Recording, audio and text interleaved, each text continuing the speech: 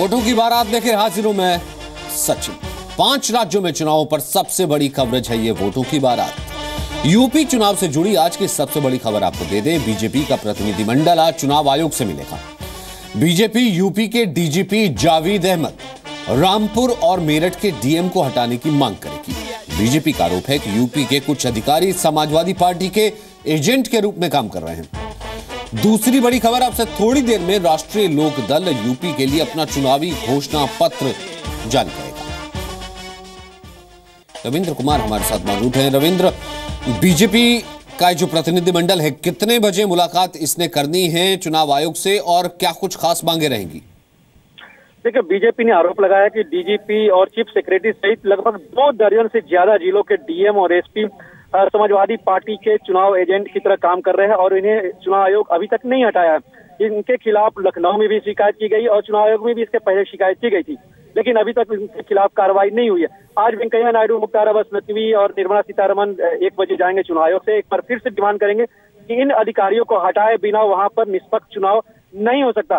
साथ ही यह भी आरोप लगाया जा रहा है कि कैराना किस तरह से पलायन हुआ उनके, और जो पलायन किए उनके मताधिकार का जो हनन हो रहा है उसे कैसे रोका जाए, उनको मताधिकार करने का अधिकार कैसे हो, इस पर हम चुनाव आयोग से बात करें तो वहां के अधिकारी उन्हें चुनाव मतदान करने से रोक रहे हैं। ऐसी खबरें बीजेपी को मिल रही तो कहीं न कहीं चुनावी महासभा में बीजेपी अपना एक और पता खोलने जा रही है चुनाव आयोग के सामने कि इन अधिकारियों को हटाया जाए जो समाजवादी पार्टी के एजेंट की तरह काम कर रहे हैं। जी रविंद्र, बहुत बहुत शुक्रिया फिलहाल इस बातचीत के लिए। और इसके अलावा रुक करें तो आज भी चुनाव प्रचार में रैलियों का रेला है, रैलियों का दिन है। सभी सियासी पार्टियों ने चुनाव प्रचार में अपनी पूरी ताकत लगा दी है। बीएसपी अध्यक्ष मायावती की बात करें तो आज आगरा में होंगी, फर्रुखाबाद में 2 जनसभाएं करेंगी। अखिलेश यादव एक के बाद एक ताबड़तोड़ रैलियां कर रहे हैं। आज भी 7 चुनावी रैलियां वो कर रहे हैं। एक रैली सीतापुर में है तो 6 रैलियां लखीमपुर खीरी में अलग अलग जगहों पर होंगी। कांग्रेस उपाध्यक्ष राहुल गांधी आज शामली में होंगे, मथुरा, अलीगढ़ 3 जगह जनसभाओं को संबोधित करेंगे। इसके अलावा बीजेपी की ओर से गृहमंत्री राजनाथ सिंह कासगंज, फिरोजाबाद, मथुरा और बुलंदशहर में अलग अलग यानी कि 4 जगह रैलियां करेंगे। इसके अलावा भी अलग अलग पार्टियों के नेता जनसभाएं आज करेंगे। अब बात करोड़ों रुपए वाले चुनाव की। पिछले 5 साल में जनता की कमाई बढ़ी हो या ना बढ़ी हो, नेताजी बहुत धनवान हो गए। पहले चरण में 73 सीटों पर मतदान है। 302, जी हां 302, 302 करोड़पति उम्मीदवार हैं। सोचिए, गरीब राज्य यूपी में नेताओं के लिए ये कितना अमीर है। तो चाहे करवा लो धन से, हर काम बने डोनेशन से, मिलता है उसी को वोट, दिखाए जो वोटर को नोट। ये पैसा बोलता है, ये पैसा बोलता है। यूपी चुनाव में पैसा बोल रहा है और जमकर बोल रहा है। पश्चिम यूपी के रण के लिए राजनीतिक दलों ने कुछ किया हो या ना किया हो, करोड़पति उम्मीदवारों का मेला जरूर लगा दिया है। यूपी में पहले चरण के लिए 11 फरवरी को 73 सीटों पर वोट डाले जाएंगे। 73 सीटों के लिए कुल 839 उम्मीदवार मैदान में है, जिसमें से 302 करोड़पति हैं, यानी औसतन तकरीबन हर सीट पर 3 करोड़पति उम्मीदवार हैं। अगर उम्मीदवारों की रईसी की बात करें तो कोई भी पार्टी पीछे नहीं है। सबने एक से बढ़कर एक रईस को मैदान में उतारा, लेकिन सबसे रईस उम्मीदवार कांग्रेस पार्टी से है। कांग्रेस की टिकट पर आगरा दक्षिण से चुनाव लड़ रहे नजीर अहमद 211 करोड़ के मालिक हैं।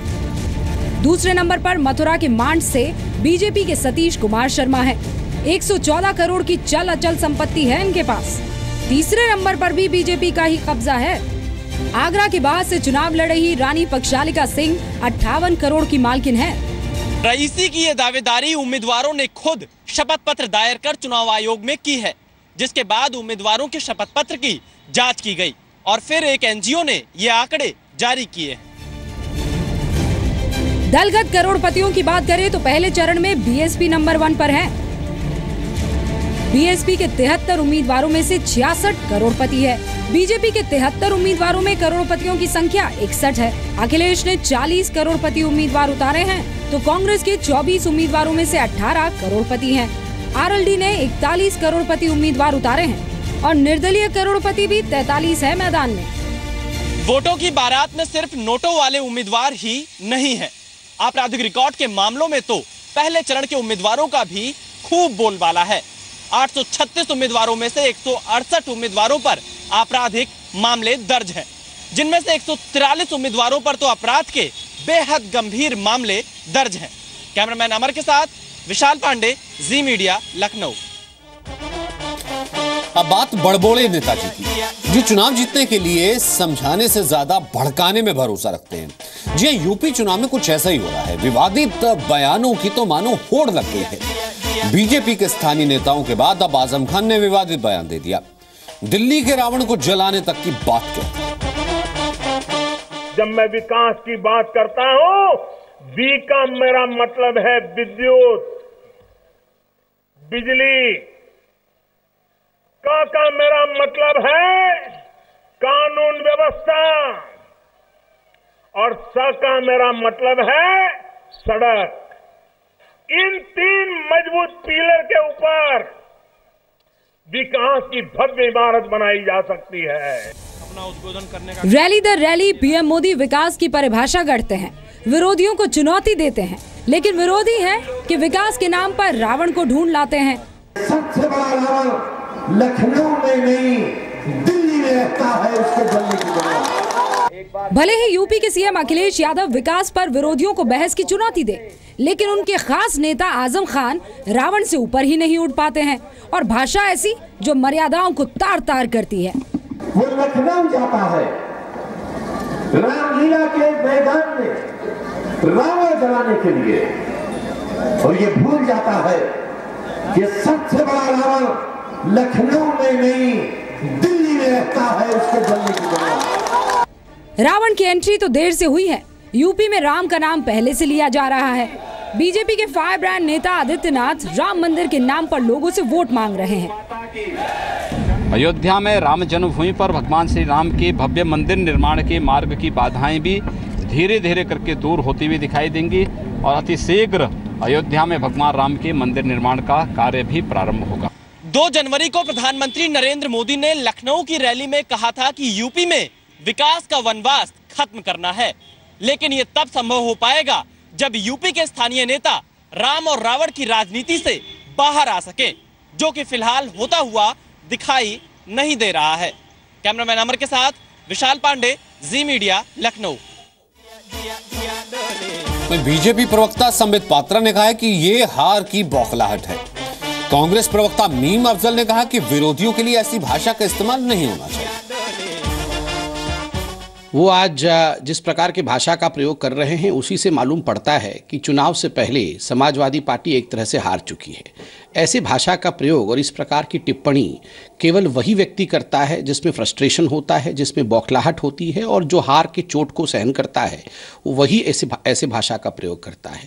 तो स्वाभाविक रूप से जहां एक तरफ भारतीय जनता पार्टी विद्युत, कानून और सड़क अर्थात विकास को लेकर आगे बढ़ने की बात कर रही है, वहीं समाजवादी पार्टी गाली गलौज पर उतर आई है, अभद्र भाषा पे उतर आई है।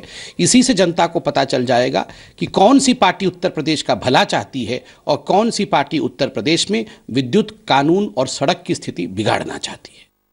देखिए, कोई भी प्रधानमंत्री के ताल्लुक से बात की जाए तो उसके अंदर एक वज़न भी होना चाहिए, और प्रधानमंत्री चाहे कितने बड़े मुखालिफ हों हमारे, और प्रधानमंत्री सियासी तौर पर हमारी कितनी भी मुखालफत करें, लेकिन जब उनके ताल्लुक से बात की जाती है तो उसमें भाषा का ध्यान रखना बहुत ज़रूरी होता है।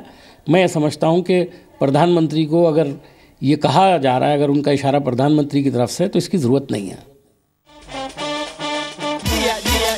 आजम खान के विवादित बयान पर बीजेपी के राष्ट्रीय महासचिव भूपेंद्र यादव ने कहा है कि आजम खान निराश हैं, इसलिए ऐसा बयान दे रहे हैं। ये जो उनके बोल हैं, ये बिगड़ेल बोल इस बात को याद करा रहे हैं और इस बात का ध्यान भी करा रहे हैं कि अन्याय का, अपराध का, भ्रष्टाचार का, अत्याचार के रावण का दहन उत्तर प्रदेश की जनता करने जा रही है। और 8 मार्च के बाद जब चुनाव परिणाम 12 मार्च को आएंगे तो उत्तर प्रदेश में सुशासन का राज लौटेगा।